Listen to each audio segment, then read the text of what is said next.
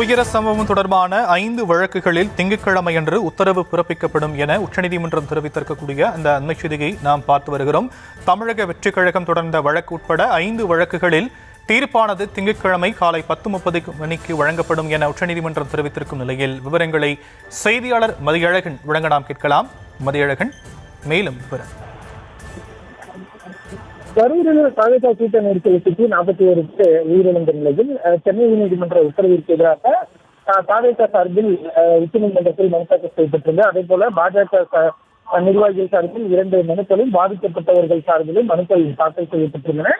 இந்த மனுக்கள் மீதான விசாரணை கடந்த வெள்ளிக்கிழமை உச்சநீதிமன்றத்தில் நடைபெற்று வழக்கினுடைய தீர்ப்பு ஒத்திவைக்கப்பட்டிருந்தது. தமிழ்நாடு அரசு தனது எழுத்துப்பூர்வமான வாதங்களையும் அதே போல மனுதாரர்களும் தங்களது எழுத்துப்பூர்வமான வாதங்களையும் தாக்கல் செய்ய உச்சநீதிமன்றம் உத்தரவிட்டு தீர்ப்பை ஒத்திவைத்திருந்த நிலையில் இந்த 5 வழக்குகளிலும் திங்கட்கிழமை காலை 10:30 மணிக்கு தீர்ப்பு வழங்கப்படும் என்று நீதிபதிகள் JK மகேஸ்வரி, பொன்னி அஞ்சாரியா தலைமையிலான அமர்வு முடிவு செய்திருக்கிறது. இதற்கான அந்த பட்டியலும் வெளியிடப்பட்டிருக்கிறது. முதல் வழக்காக இந்த வழக்குகள் பட்டியலிடப்பட்டிருக்கின்றன. 5 வழக்குகளிலும் நீதிபதிகள் திங்கட்கிழமை காலை 10:30 மணிக்கு தீர்ப்பு வழங்குவார்கள்.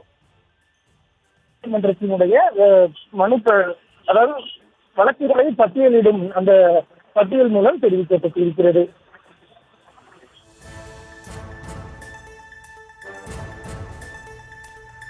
விரிவான விவரங்களுக்கு நன்றி மதியழகன்.